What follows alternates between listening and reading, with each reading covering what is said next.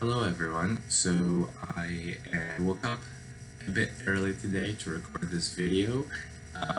We had some discussion on the Iraqi American professionals page or investors page about investing in precious metals, and I wanted to share with you my experience investing in precious metals since I've been doing it for a while now.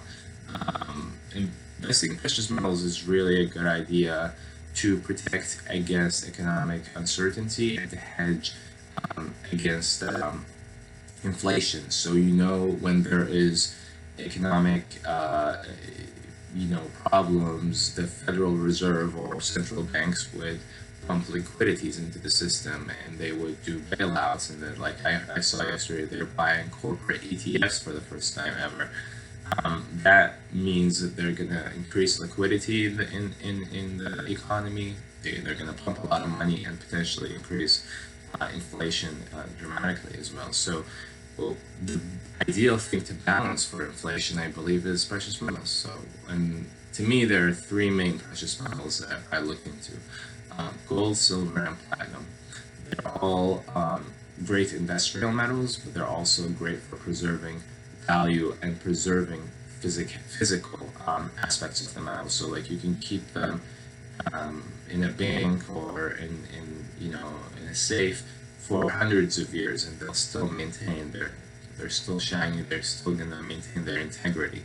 So I want to talk to you a little about how do you invest in precious metals.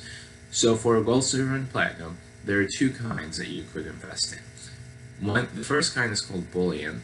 The second kind is called numismatic. Bullion is basically also divided into two types: circulated and uncirculated.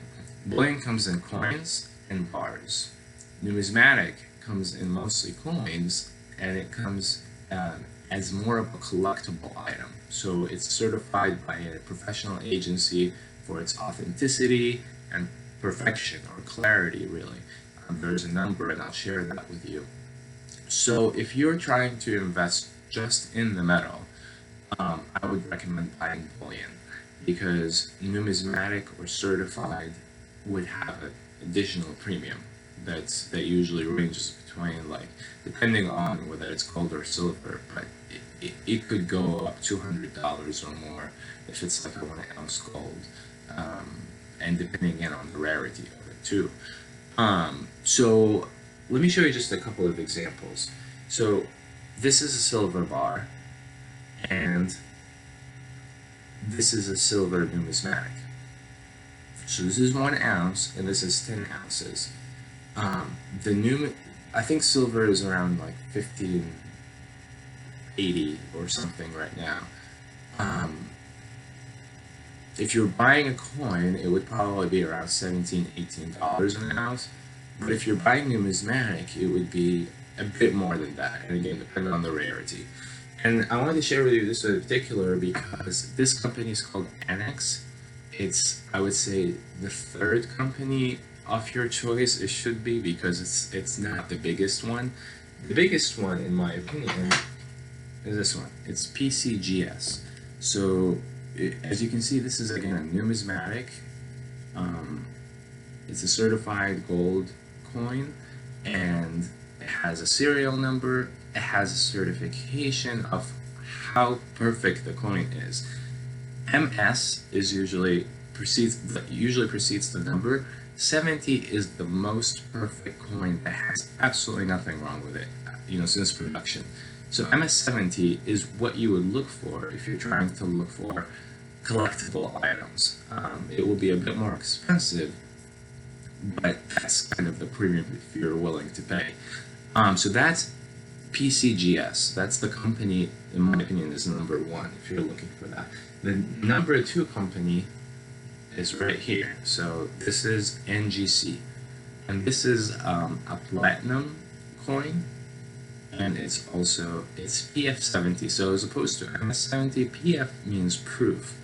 And so proof coins tend to be a little bit higher than regular MS coins, just because it tends to be really shiny, and so they coat it with an extra layer. So again, and you can see these boxes have been tested, and you can like have a car run over it and it'll still be fine. Um, so this is certified. Uncertified, this is like a circulated gold coin. Um, that would be near, like if you're trying to sell this, you're probably gonna sell this near spot price. If you're trying to sell this, you probably sell it above spot price. I would say, I think you could look anywhere. I like to look on eBay because there are a lot of auctions for um, numismatics and bullions, just to keep up with how much it's going for. So an example here of platinum. There are many really different coins in the world. This is from Australia. So you got the main coins are from Australia, Canada, the US, China, and I'm not sure if I'm missing any other country. But there are ones from England. There are ones from, I believe, like the Philharmonic here is Austrian. Um, but if you want something that has a lot of demand in the North American market, I would suggest you buy Eagles, which is American coins, or Maple Leafs, which is Canadian. The Chinese coins, actually, the Panda, are also very popular and have kind of a low supply, so that has a good premium to buy and sell. Um, where do you buy from? I would suggest you look at the options you're most comfortable with, but I bought a lot of mine from local stores, so jewelry and coin stores, because I'm seeing it in person and there's an individual, that I trust, because believe it or not, there's a lot of fake things out there. Um, I actually also bought from eBay, which sounds a little sketchy, but if the store is verified and you can sometimes see auctions and people are bidding on it, I feel a lot more comfortable with that. And then there is a place called US Gold Bureau that I've dealt with a lot in the past, and they're actually a good place to buy bullion. They're definitely a secure place, but I would not buy numismatic or like certified coins from that place or any kind of like major retail for gold, because they put a huge premium on it. So, and I've actually regretted it after I bought it. It was one of my first purchases, and it was a big mistake because they ended up charging it a lot more. I remember, and by the way, I want to share with you what coins come in size, what sizes coins come in. So you have the 1 ounce, you have the half ounce, you have the quarter ounce, and you have the 10th ounce. 10th ounce is the smallest one, and I remember buying from US Gold Bureau like a 10th ounce, 4 10th ounces, I think, or something like that, and it was going for like 200 or 220 on eBay and other stores, and they sold it for me for 330. So huge difference. Anyway, so where to sell it after you buy it? You can sell it again in the local stores, or you could. There's an eBay gold or bullion buyback program. They also buy back certified gold, silver, and platinum.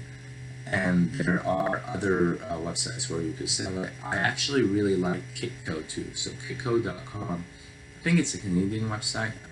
I need to check it, but it has a good market chart, daily chart, and historical chart. And so if you want to look into news or um, current prices, I would go to Kitco. The last thing I want to share with you is there's a difference, and I'll make another video about maybe a presentation about the precious metals investment, because this is more like just a video, and I just wanted to show you the pieces so you see it in person, and share with you different companies. But you can look into futures prices, which is a futures contract for gold versus spot price. So this is what you need to know. You're buying the physical metal at the spot price, not the futures value. Futures value sometimes tends to be a little bit higher. So 1701, say the spot price is 1712 or 14, you would have the futures contract for. You can definitely buy ETFs for gold. I don't recommend it because ETFs don't hold any real value.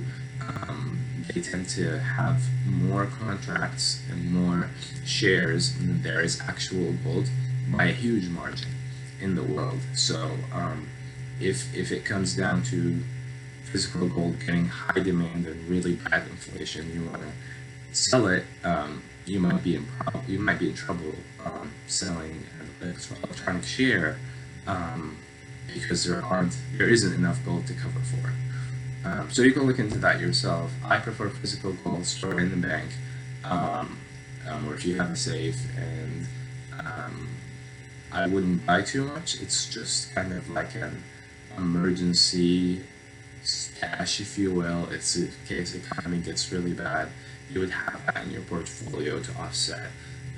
Like I was looking, our airlines are down again today, and if it keeps going down, the market tanks. I have a little bit of precious metals that I could sell. I would wait on the airlines or other companies to bounce back in the stock market, and then I, make a profit on that. But that's what I want to share with you real quick. If you have any questions, don't hesitate to ask. I'll try to make another presentation, so hopefully it will be more informative. But I hope this was helpful. Thank you.